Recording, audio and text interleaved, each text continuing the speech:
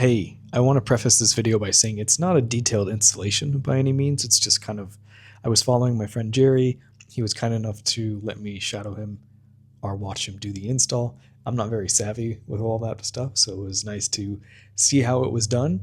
But this is not like a detailed step-by-step instructions. So if you are savvy with cars, this would be something that you could totally do on your own with the parts that I put in the description.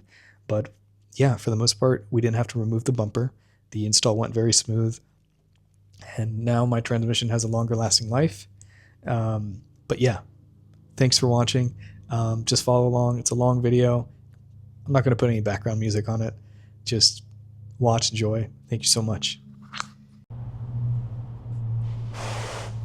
I feel like the skid plate bolts always get stripped at some point. Because every time I go for an oil change, they're always like, oh, you know, they're coming loose or stripped or something. Oh.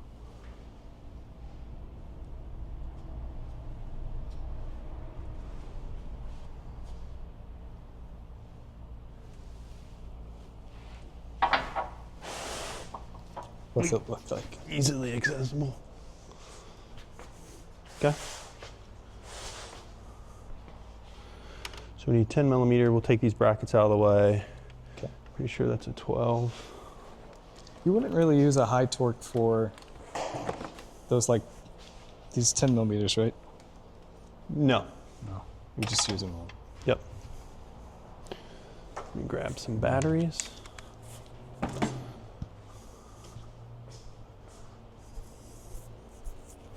I can sort of instruct if you want. Sure. Yeah, remove these brackets. Lock is on. These are the notorious ones that disappear all the time, right?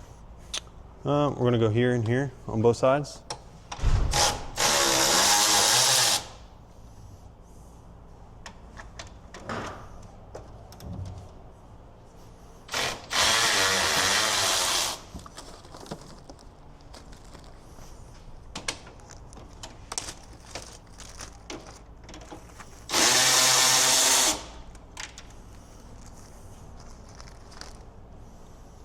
Thanks, sir. When in doubt, bag and tag.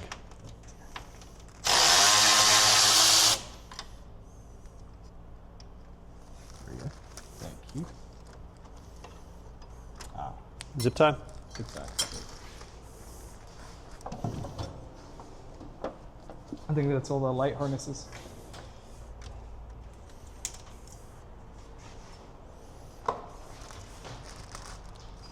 How many Ziploc bags do you go through usually a week? It just depends. If we have something that's large, we usually try to reuse because we generically label them rear bumper, front bumper, right door, left door. It's more specific than, yeah, we're not going to reuse them. These used to be made out of metal at some point, right? Back in the day, yes, they did, and they went to plastic, and they finally developed a way that they could chrome plastic, so.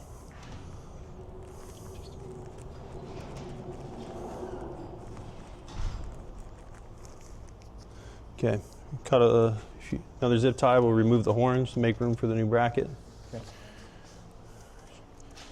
Should be a 12 millimeter.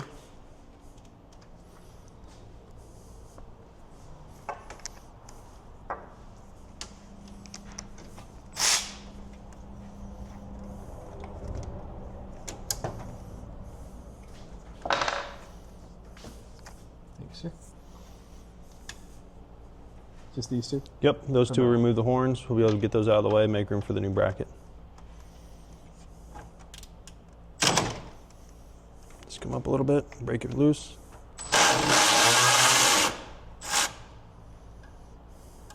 And for the horns, they'll just, I think they'll just dangle, right? Yes, we can always unplug if we need to unplug, move out of the way.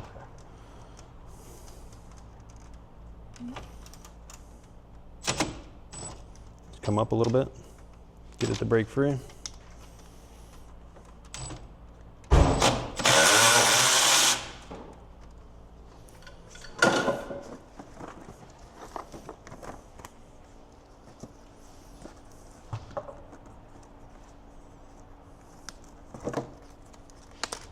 Kind of cool how all this records and whatever stuff. Did you say you had a GoPro? I do. I feel like you have a great YouTube or Instagram channel. Let's just move these out of the way for now. You just push this little tab here and pull out.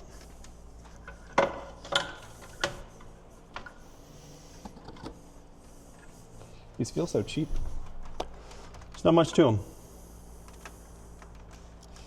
Made by Denso or some. Oh, yes, Rich. Yep. Thing is, when you're not used to it, you don't want to like break it or force it. Correct. So I find sometimes easier if you push in a little, use just your thumbnail, go past, and then come out. Sometimes they just get corroded in here. Oh, okay. Just get a little dirt buildup. Thank you. These radiators, how long do they last with all the bugs and? So new cars are pretty well protected. I mean, they do take a little bit, and they're designed to take it. They should last the life of the vehicle. Easy 250,000. Even with all the, they don't get clogged or anything with all these? You can flush them out with water. Can you take this out and like clean it? You could take it out and clean it if needed to be. How much does it cost to like buy a new?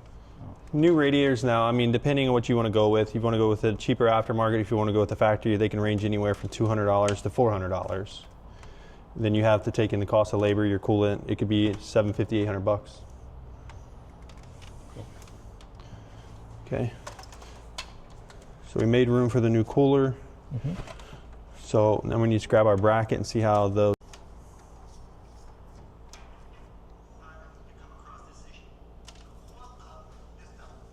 Oh.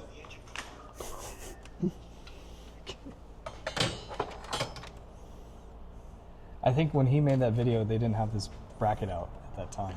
Correct. I'm just trying to see which orientation of the bracket. Obviously, we know the two smallers have to come up top where the horn mounting location was. Let's see. GX460. Goliath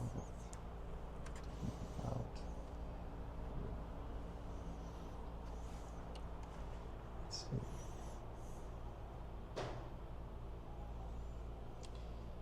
Looks like Orientations like this. Let's just click on another photo and just see how they mount the cooler.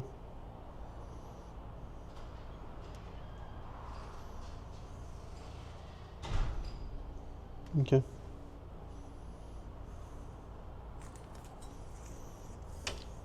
it's a pretty good quality. Yeah, it's a nice bracket. There's enough length to actually just use a small piece of hose. The factory hose goes literally from here to the other cooler. So you're still running the transmission cooler in the radiator. You're just pulling the return line going into this auxiliary cooler, cooling it even more, and then going back to the transmission.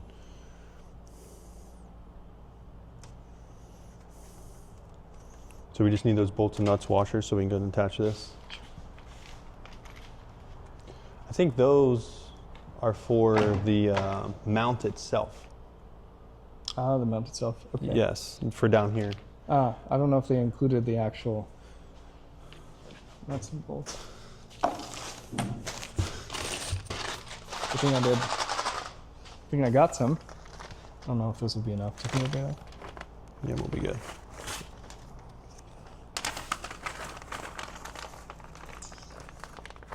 You can keep all these parts too, because I don't think I'll have much use for them. You usually get yours from a website? I like MasterCar. MasterCar, I can order anything by 3 o'clock and it's here the next morning by 10 a.m. Nice. Great quality, never let you down. Is that your RX-8? No. No. Rich is. Those rotary engines are a nightmare.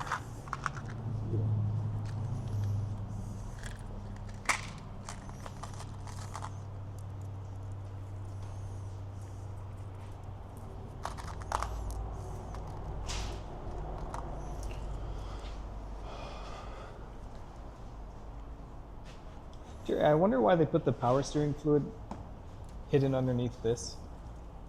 Like you would have to remove this to access this.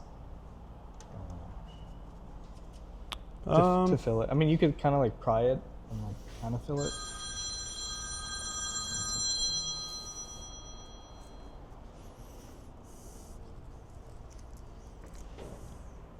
And isn't the coolant, when you fill this, it's preferable when the engine's cold, or else sometimes this bubbles up and blinds you. I heard cats accidentally drink this sometimes because it tastes good to them, and then Sweet. and then they get like a seizure and die. Yeah. So Oh, well, that's a bad thing. I love cats. I love cats. Yeah, Sorry to hear that. No, it's okay.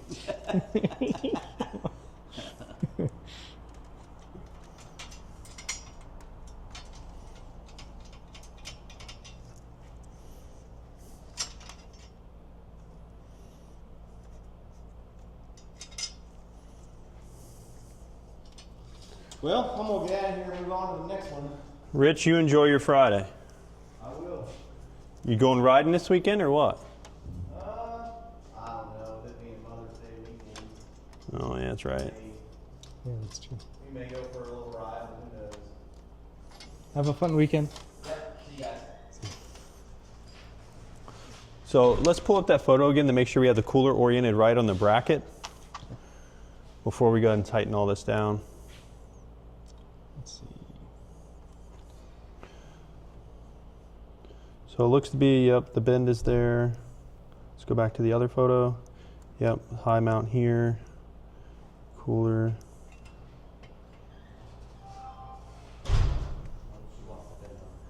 Actually, I did this wrong. See, they have the cooler on the inside? Oh. Yeah, that's I true. had the orientation correct, but it goes on the inside of the bracket. All sorts of parts. Do we have any little washers? Did you pick up any little ones? I think I did. Feel a lot better if we had some little Talking about washers. these little washers. There we go. I have these big, gigantic ones. No, I don't think we need that. I think that's where if we were going to fabricate our own bracket. But That would definitely require moving the bumper, do you think? I think so, because you're going to want a lot more room to know what's going on. There's actually a decent amount of space in this. There engine. is. I feel like your BMWs and your other things are very claustrophobic.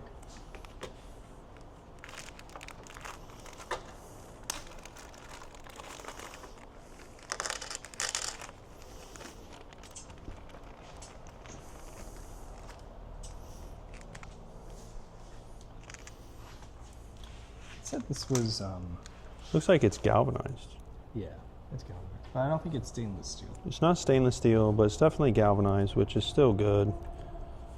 These Baja Squadron Pros, compared to the sports, these are like anodized and some other like corrosion prevention, versus the sports are just like one level of corrosion prevention, I guess. The reason why I get the more expensive parts is because usually I don't know what I'm doing with some of these parts, but at the same time I feel like once you buy, like, you get the sports, you wish you got the pros, even though visually they probably don't have too much of a difference. Well, the internals are probably better. They probably use a better Cree LED, more lumens. Yeah. So, I mean, there's pros and cons about that. I haven't really had a chance to use it here too much because it's not too dark. I was thinking about taking my car up to like Silver Lakes, Sand Dunes in Michigan, and just doing a loop through Upper Peninsula. It's quite a drive, actually. Northern Michigan's like a whole other state. It is. I like Michigan a lot. I've only been to the dirty Toledo, grimy parts of Michigan.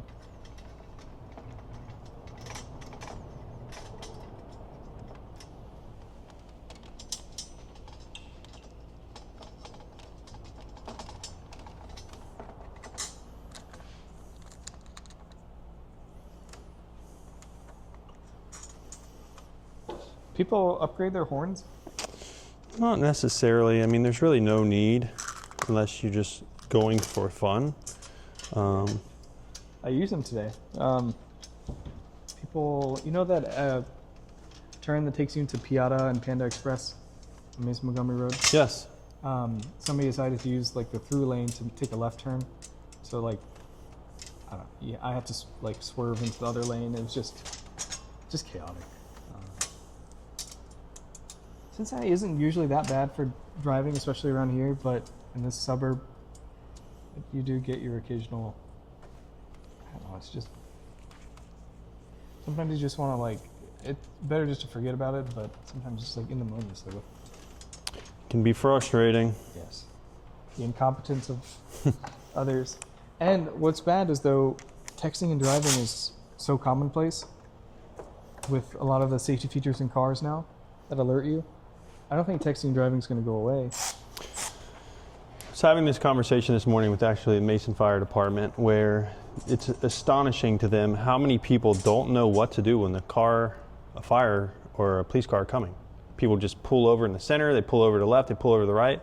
Legally, you're supposed to go to the right to make room so they can go down the center.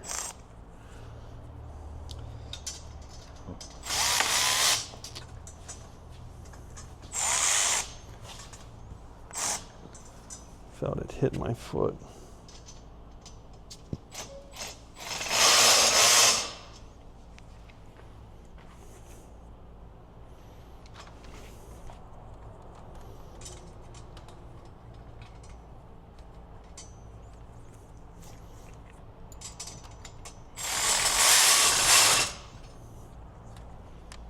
Do these already have like a washer kind of built into them? It's a nylock. So what it does is the nylock prevents the nut from backing off. It eliminates the use of a lock washer. But like with driving and just jostling, do these come loose? They could over time, but Is that why people torque things? correct.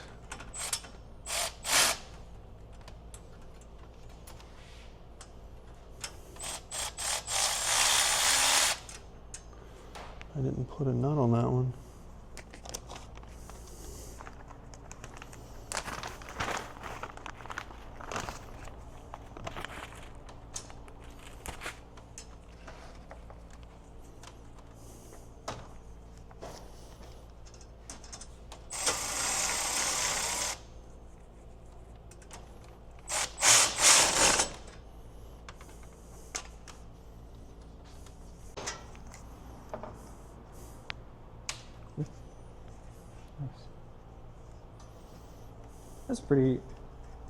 That's pretty solid. Mm-hmm. So the liquid, does it trickle? It just goes. So the little curly cues are actually what catch the wind. So this is what catches the wind. The liquid actually comes through these very, very tiny vertical bars. So it comes in through here, up top, gets pushed through the little bars. The fins catch the air, cool the liquid, goes back out, goes back to the device, transmission, motor, whatever you want it to be. So that's where most people get the misconception, like they'll take damage to the fins and they think the cooler or something is bad. It's not really bad. It's bad when you take damage to the very thin vertical bars. Okay. Yeah, when we first did the whole skid plates and things on the car, I didn't have a radiator guard that I didn't realize, but I think sometimes off-roading you can pierce this with like a sharp stick or something. Correct. But it's not the fins you got to worry about, these vertical. It's the vertical bars. So you see how that runs from one side to the next. So they call the core. That's the core of the radiator. Instead of getting a radiator transmission cooler, could you just get an upgraded radiator? So you can, yes. They make different, like this is a 1-inch core radiator. You could probably get an oversized 1.5-inch radiator. So what it does is it not necessarily cools the car any more efficient. It will lower the temperature of the engine a little more because your capacity for the engine coolant is larger. So we can hold more coolant. But you need your engine at an optimal temperature. You don't want it too cold or too hot. Correct. For best fuel economy, best everything, you want it at optimal temperature, which most cars is about 200, 205. This won't negatively affect the transmission, right? It's just actually it'll. This is going to prolong the life of the transmission. Because let's say I drive 8 hours to get somewhere, Mhm. and I want to go off-roading after that 8 hours. This will help keep my transmission cool. Correct. Okay. So now we need to fit this in here. I think there's probably a couple 10 millimeters that we need to remove that are going to be, looks like to be the power steering cooler line. Probably a 10 millimeter here. Okay. Can I observe you do those ones, Sure. please?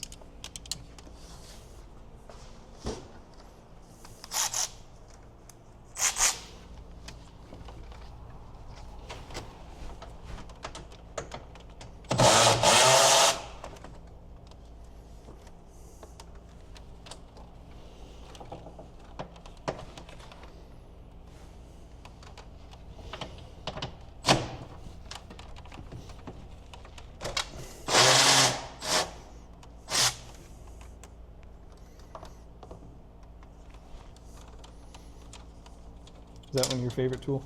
Oh, Milwaukee is the best, by far. I They would- make your life so much easier.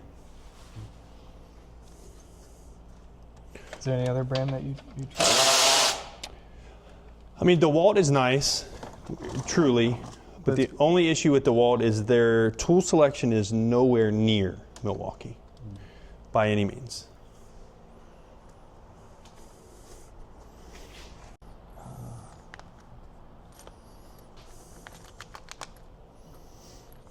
I'm thinking it's for the horn. So, did these pictures show? Let's see.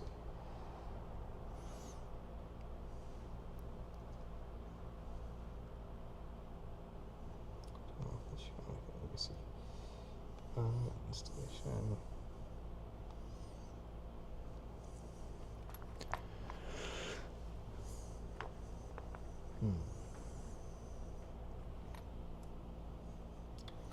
Looks like it's all factory hardware to me.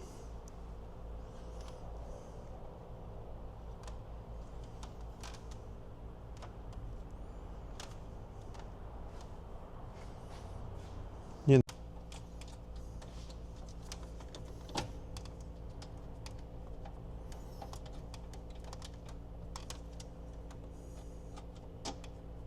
Is that 12 millimeters or 10? These are 10s.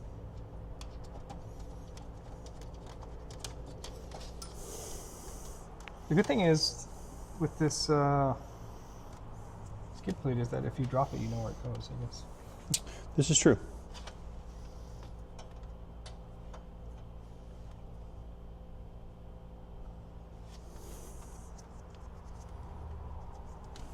There are some Lexuses that have the multi-terrain select that my 4Runner had. But I think it came on the previous like facelifted models. But I don't think I've ever needed it. I just put it in 4 high. And So we're going to leave those bolts loose now so we can move this power steering line out of the way to access to put the hose on for the return back to the transmission. okay. Give me on the what? Oh, scam calls. Yeah, And they always call from like local numbers too. I know.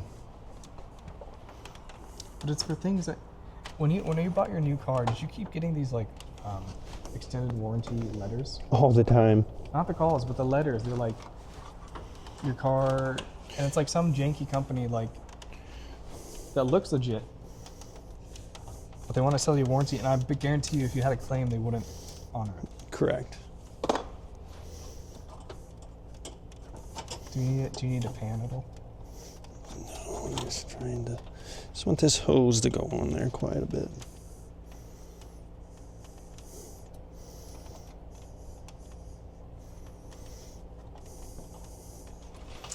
I'm gonna get a little spray lube to help us out.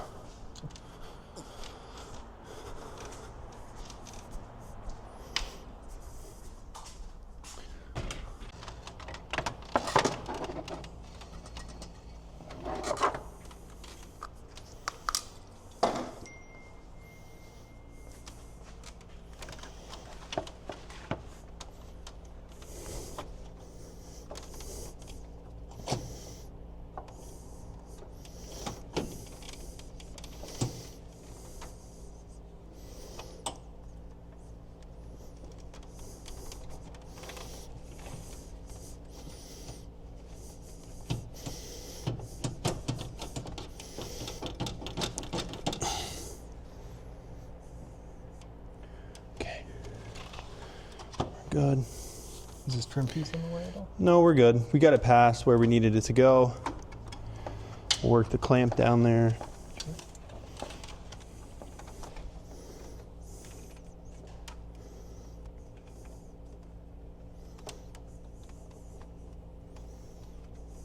Would you say this amount of space is actually pretty good? Yeah, we have plenty of room to work with. What's an engine bay that doesn't? That's just a pain to work. Mercedes. There's not enough room. And Porsche. Yes. Porsche, you have to drop the whole engine from the car.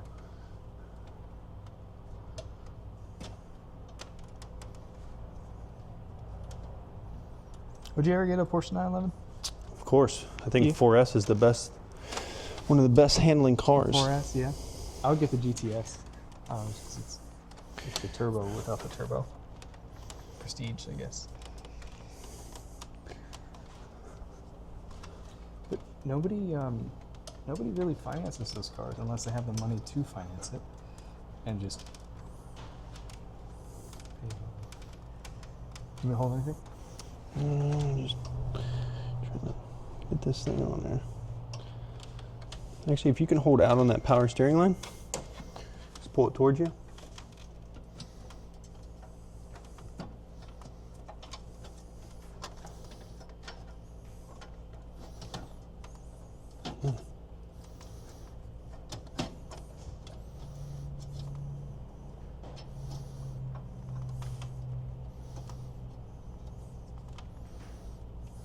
Okay.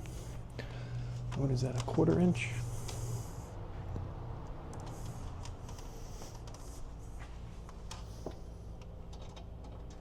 Quarter-inch socket.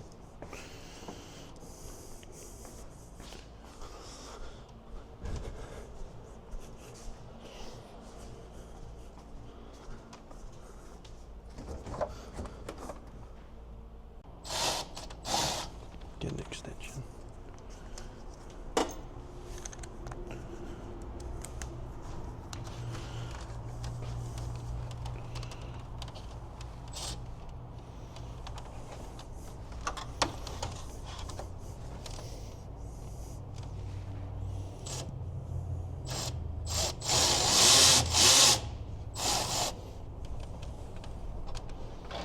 It's a big clamp. That's the return feed. Yes. There's no liquid that came out. Not really too much. We haven't disconnected it from the car yet. Oh, that's the one. We're just. This is going to be the supply going back to the transmission. Okay, this is the hose that came with it. Correct.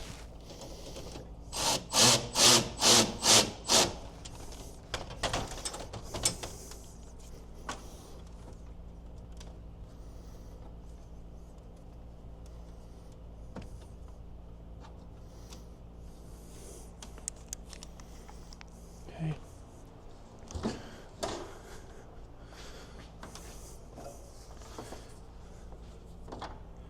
Let's get all this hooked back up now.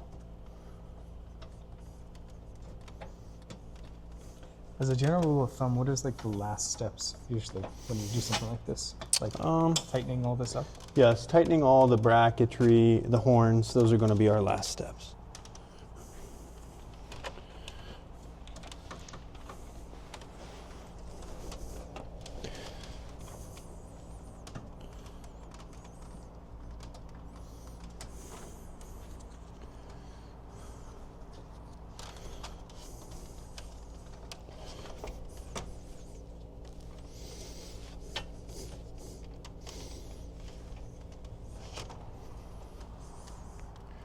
Get this started back on here.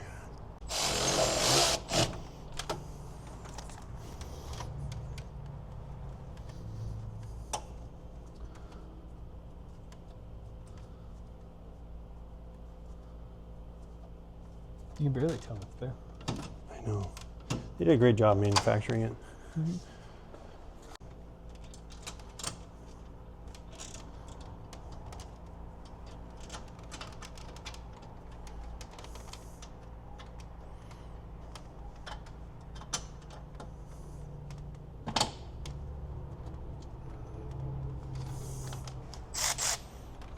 It's a longer bolt. Longer bolt.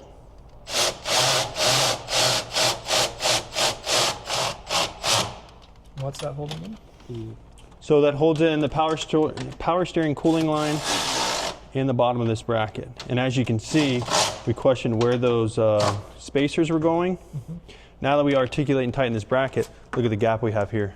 I see. Process of elimination to find where the bracket. Nice.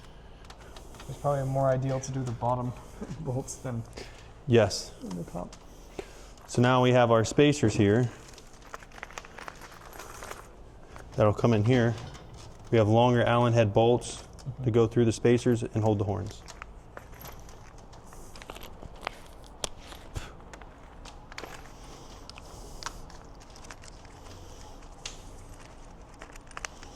Plug our horns in. We'll set our spacer here.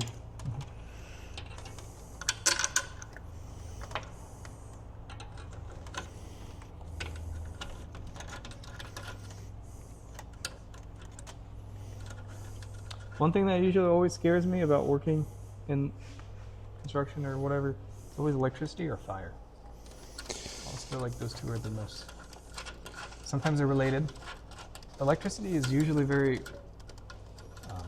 It's all predictable. At the end of the day, it just happens too fast to predict.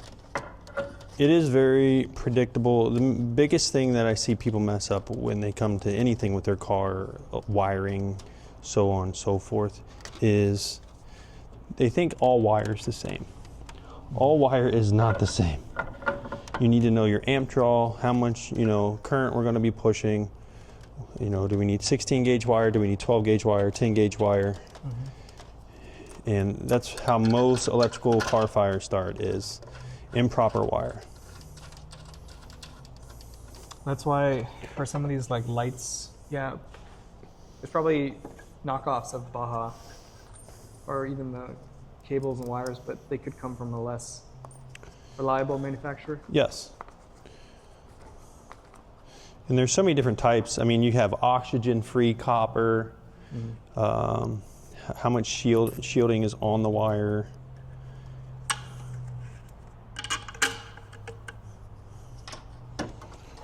I got my second year's coat of the rust prevention.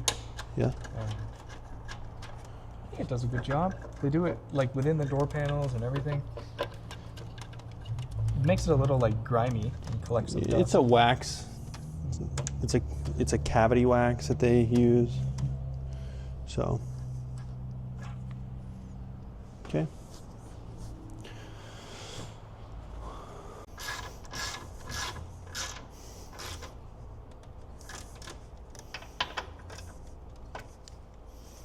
Cooler installed. Now we just need to run our lines. That's probably, dude, that saved you what, like 2.5 hours? At least. You No could- need to pull the bumper cover off to get measurements for fabrication. No need to fabricate. Brackets, great quality. All the hardware is included. Pretty straightforward. Sure. You could fabricate if you wanted to, but just would be pointless at this point. I'm glad you mentioned that. Otherwise, I would not have Googled if there's a mount. Somebody made it. Because sometimes with these, fortunately, these cars are fairly common with the 4Runner that they share a lot of parts. You can do this. Okay.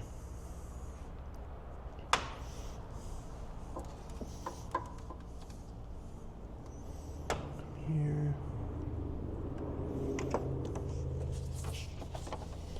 Just get a general measurement of how much.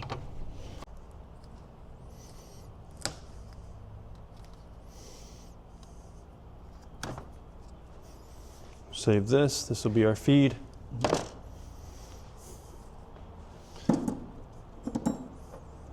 Grab a drain plan just in case anything comes off. So we need to, I'm going to remove this clamp here, pull the hose that's coming back to the hard transmission line coming out of the feed of the factory transmission cooler. We're going to put a new hose here going to our new auxiliary cooler, and then a hose coming out of the auxiliary cooler is going to feed back into the hard transmission line going back to the transmission. Do you feel like you need to move the skid plates at all? I think the skid plates are going to be fine. Is there all? I remember when Chris was putting this together, because they're not all from the same manufacturer, so you have to modify some of those. A little bit, yes. They do help tremendously, though. Yeah. My car is very well protected underneath. Yes. Okay.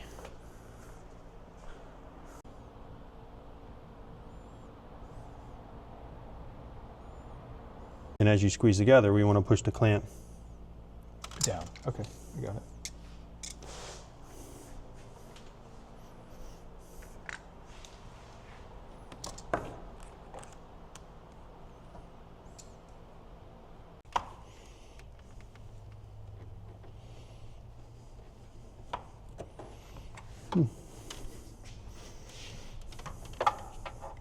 There you go.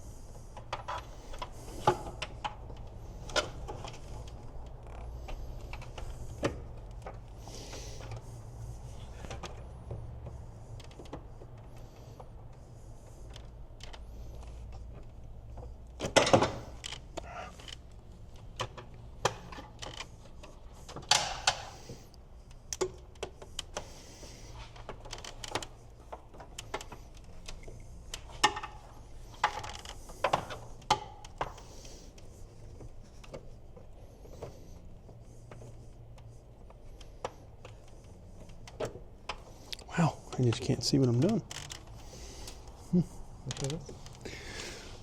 I think my hands, every time I get down in there, just block the...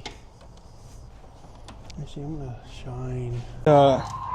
We had to get these clamps off, and they took a little bit of effort because a step stool helped, and then my friend Jerry, he got the bottom one, so these are tough to get off. But this is the hardest part of the install, I guess. So let's remove them. Just a sec. That hose is just a little bit hard to pull. So I'm trying to get out without breaking anything else. Jerry, you got the clamps off. Now this is the hose that came with it, right? This is the hose that came with the cooler. Oh, okay. So we're gonna make this a little bit. We gotta flush some liquid through it, right? We will. So what's this? I am just trying to lube that end up so when we put that on there, we'll be good. So what we're going to do is we're going to go to reattach the lower side. It'll be attached. Before we attach the other end, we'll pour some Kool-Aid in the cooler so we don't get a dry start. Okay.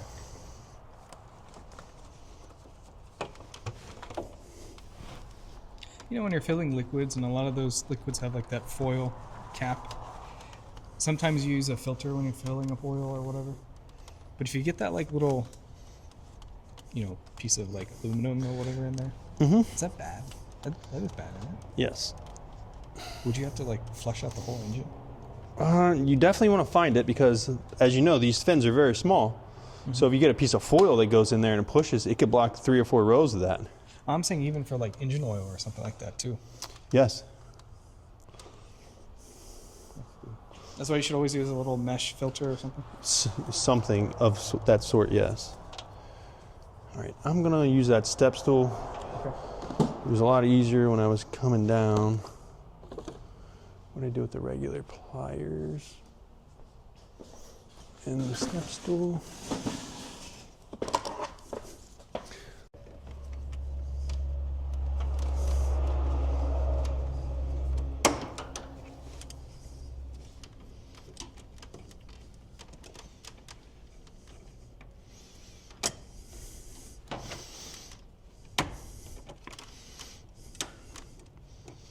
You're just tightening up the clamps. Correct. Trying to get the clamp seated where I want it right now. I mean, there's more than sufficient bolts that were. I don't know if I can really see. That's okay. That's right. Oh man, that's a tight fit. Oh wow.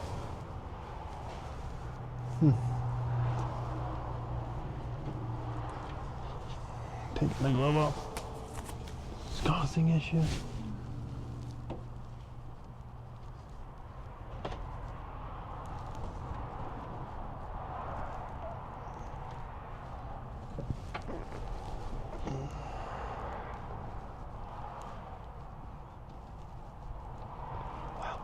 I'm gonna go up top and see if I can push down. Okay.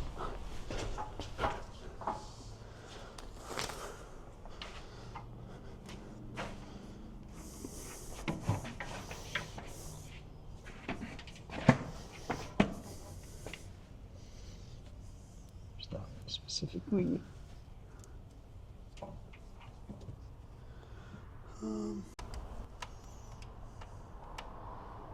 Now you're just running liquid through this. Mm-hmm. Will I notice any driving? Nothing's drivability is not going to change. Not even gas mileage? No. Nothing. I'm at 30,000 miles in about a month, so I replaced my engine filter, my cabin air filter every 15. I might try that for the hell of it. That K&N high flow. It's like $50. Some people say they get like 1 mpg better or something, but I could use 1 mpg more, to be honest. In the course of the year. Yeah, well, and a road trip because I get like 12 miles per gallon in the city.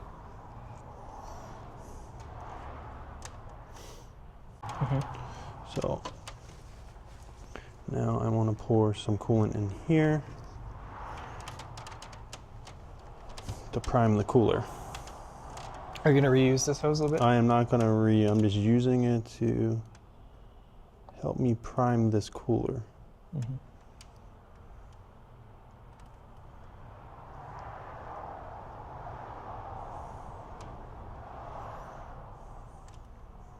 Can't hear it at all. What is that noise when you turn off the car and that little tick tick? Is that the radiator?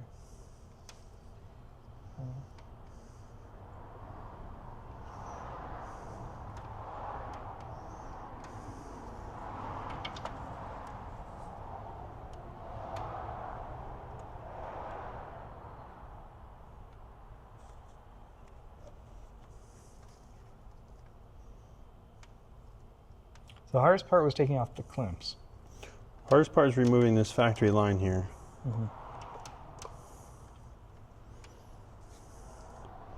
Install the actual cooler is very easy.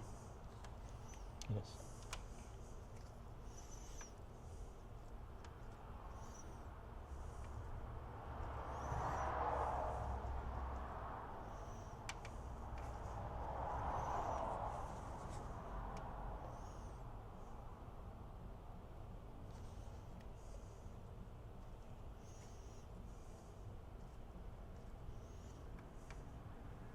See how we're barely getting any air now?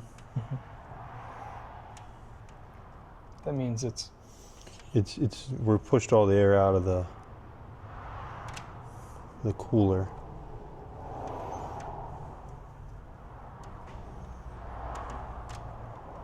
that bottom line goes back to the transmission. So the bottom line that's coming into the cooler comes out of the factory transmission cooler of the radiator, which is the feed. So this is a return that we're doing now. What was the GX Bob guy saying? What was he saying not to touch? I'm not quite sure.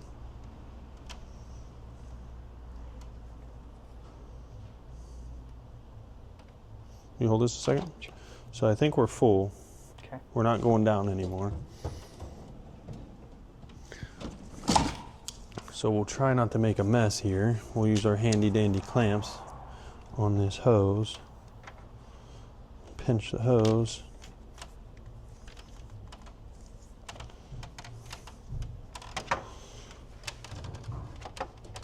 Probably gonna lose a little tranny fluid coming out.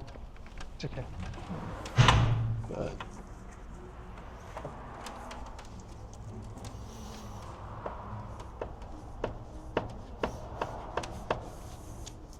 wow. Even without the clamp, it's still tight. What is it? Even without the clamp, it's still good. Hey, I got this piece out here. Thank you, sir. Yes, sir. Have a good day.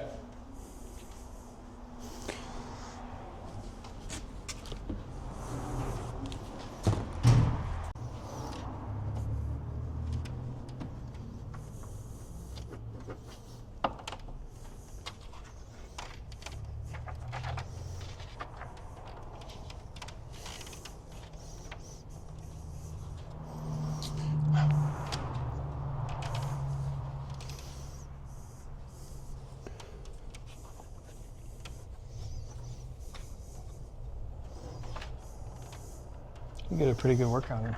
Mm-hmm.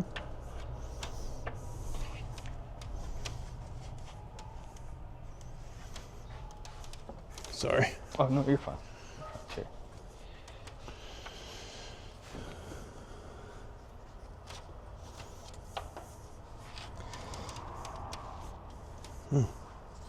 Just can't grasp. Buzz off. Yep.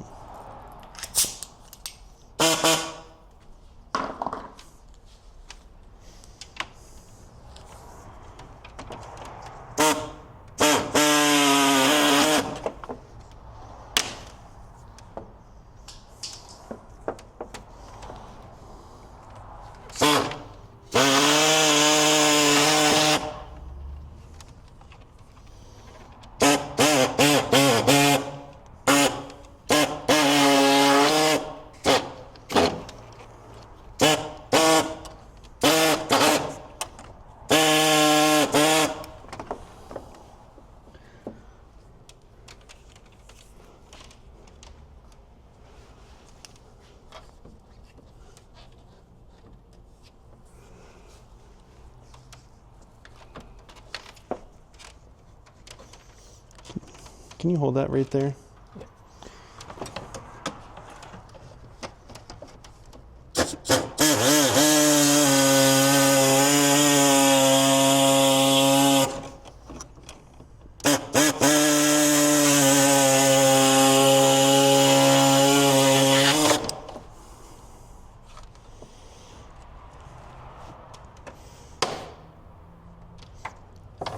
Get some pliers. You could just clean it off. Yeah, I'm trying to leave the retaining clip here. Okay. So it's still, I'm just trying to basically notch it out.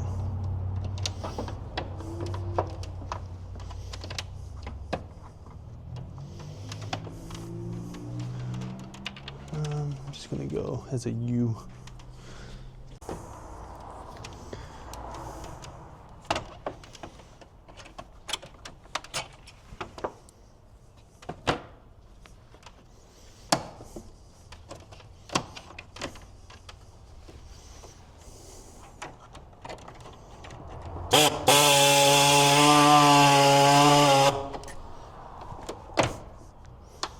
Really, is it holding on by a thread?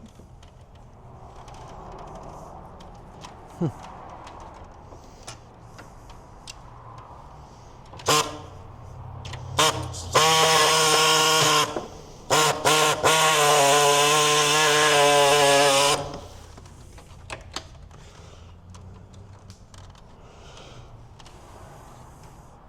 right, let go of that and see where we're at.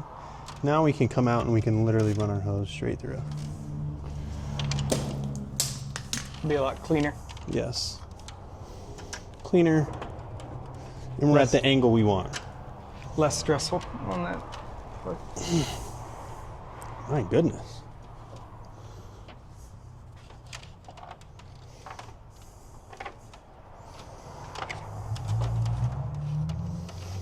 Oh, this is the worst.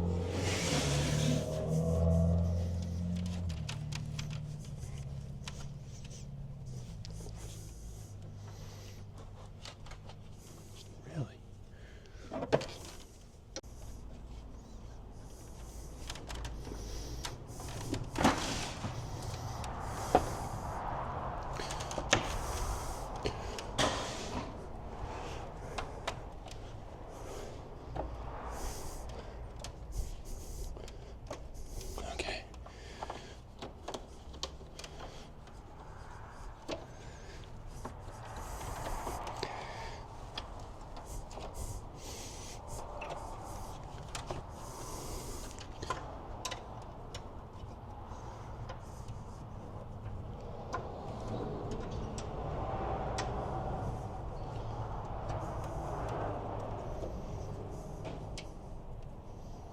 Okay.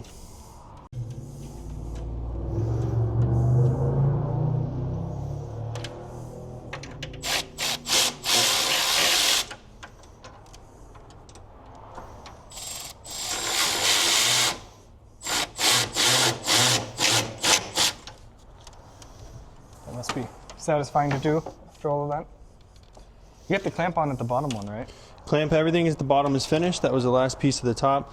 I just want to clean this up a little bit here. I don't want to take a chance of pinching the lines. Okay. So